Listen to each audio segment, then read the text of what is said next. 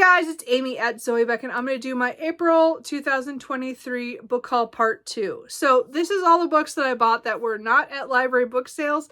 That video I will have linked down below if you want to see all the stuff I got at the 3 library book sales that I went to in April. I still bought way too many books this month. I didn't plan. I knew I was going to buy a lot at the end of the month when I went to the big sale with my dad. And I had a great time, and I bought a lot of books. But I also bought a lot during the month, and some of that was just because I was at a used bookstore when I picked up some pre-orders, so I had a couple that came in for that. And then I went to Barnes & Noble for a couple books, and then I went to Pals on Independent Bookstore Day.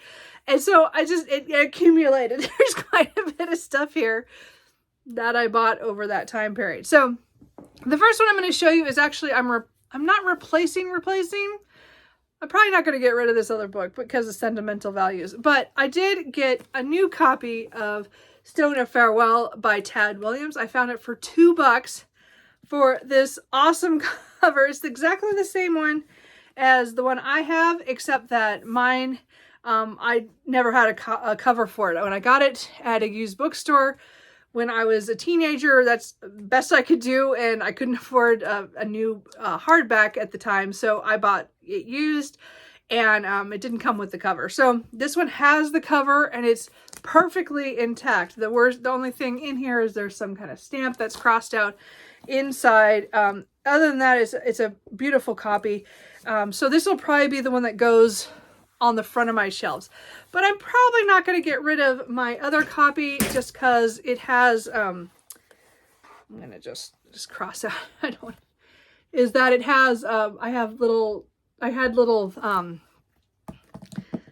book plates that went inside books when I was a teenager that had a 2 Green Yellow Tower. So Stone of Farewell is the second book in the Memory, Sorrow, and Thorn series, my favorite epic fantasy series. So as I said, I just bought that because it was $2 and I just could not pass it up with the cover pristine. So I probably will keep that. That's the way it is. So that was kind of my weird kind of replacement buy. So then I'm just going to kind of go through these because again, I haven't read, well, I've read a couple. The ones I've read, I'll talk more or say about, but I did get one, Darcy Coates, Dead Lake. So this is another one of her horror books. I'm not sure if this is one of her ghost ones, but it looks like this, or it's actually, this is one of her short story collections. So I wanted to try one. I think there's 5. Yeah, so there's 5 short stories. I wanted to see if I liked her short stories because I really like a lot of her ghost books, and I've liked several of her series that I've read, like the Gravekeeper series that I'm up to date on. So I do want to read more of her stuff, but I wanted to try some of her short stories. And I think after I bought this, I realized maybe that wasn't a good idea for me in short stories because I just don't read that many. But it's Darcy Coates, so I wanted to try them to see maybe if horror-ish, paranormal ones were ones I liked. I don't know. I did get a copy of The Daughter of Dr. Moreau by Sylvia Marina Garcia. So this is, again, a retelling of The Island of Dr. Moreau. So I'm curious to see how that one goes. I also picked up A Witch's Guide to Fake Dating a Demon by Sarah Hawley. I don't know. So this is one I saw around a little bit. And again, I keep trying these witchy romance books that are, have my paranormal element to it, but they're very contemporary. So I think this has to do with, two witches. I don't know. Oh, no, she's a witch, and I think she summons a demon or something. And they have to fake date at some point for some reason. I don't know. It just sounded cute. I don't know. We'll see if I get along with that. I picked up used The Shapeshifters by Stefan Splint? I don't know how you say that. Anyway, this is translated, I think, from the Swedish, by Susan Beard. So this one, I think, is that a child goes missing and they think he's carried off by a giant. And then it's kind of like 25 years later, and then another kid goes missing, I believe. And I think it has something to do with giants, kind of some mythology. So I don't know if it's kind of like a Bigfoot kind of thing or like giants. I'm not quite sure, but it says shapeshifter. So I'm not sure. But this is one I've seen it. I saw it at the library when it first came out in translation for us. So it was like, it says copyright 2015 was the translation. So I probably saw it a few years after that at the library, and I picked it up, but I never read it. So I found a copy of that. So I thought I'd try that. I also picked up The Rook by Daniel O'Malley, and this is one of those ones where a guy wakes up and doesn't know what's going on. Or no, a woman wakes up. Oh, I got confused. I don't even know how to say her name. It's like Mayfanny? I don't know, something like that. Anyway, so I guess she wakes up and she's embroiled in some mystery. High-powered operative. I don't know. So I don't know. It's one of those ones where I've seen other people talk about this series, and I want to at least try the first book. I don't know if it's going to be for me, but it sounded interesting. I also picked up used the Three Sisters Island trilogy by Nora Roberts. Again, I'm trying to pick up most of her paranormal series just because those ones I usually get along with pretty well. I mean, I like her suspense ones too, but there's a couple series I wanted to try, and then this one's about three women who go to this, or I know the first woman goes to the island, and there's supposed to be some kind of curse or something on the island of some sort, and these three women somehow are connected to it. I'm not sure, but again, it's one of those ones where I figure I could probably binge the series, pretty quickly together, just for, for fun. And then this one, I think it's kind of like a historical fantasy. So The Fairy Bargains of Prospect Hill is by Rowena Miller. This has to do, I think, with this hill and how for generations the family has kind of given gifts to the fairies, where most people don't believe them anymore, but for some reason here they're pretty prominent, or that thing, and then something happens, I'm pretty sure. So I don't know what's going on. Something... I keep thinking, I think one's trying to help her sister whose husband isn't the right, I don't know, something's wrong. I don't know. But anyway, I picked it up again at Barnes & Noble when I was there. A book, so here's a couple of books I have read. So I read Crescent City, or the series, the first book in the Crescent City series, House of Earth and Blood, and did a reading vlog on that. I really had some fun with this one. As I said, I mostly enjoyed this because this is an urban fantasy following a woman who has something tragically happen to friends of hers, and then a couple years later, she is tasked with and is joined by I don't know, what do you call him? My brain just shut down. With this fallen angel Hunt, and they are forced to try to figure out if who killed her friends is the same person they thought it was, and it kind of just explodes into this whole other thing. It was very interesting. Really fun. I had fun. I know a lot of people talk about this, but I did read that. I'm looking forward to getting to the second book when that comes out in paperback, like in September, but we'll see. I then got a couple of Katie Robert books. One I bought, The Dragon's Bride by Katie Robert. I bought the discrete covers when they came out, but the more I've gotten some of the other covers for which I'll show one here in a second. For this series, this is the Deal with a Demon series that I've really enjoyed. They're just fun little monster romances. This one, again, is a dragon. And I have a couple of ones with the discrete covers, and I've kind of gone back and gotten, I decided just to get the cover with the characters on it. It was a fun book. It was a fun light romance with the monsters.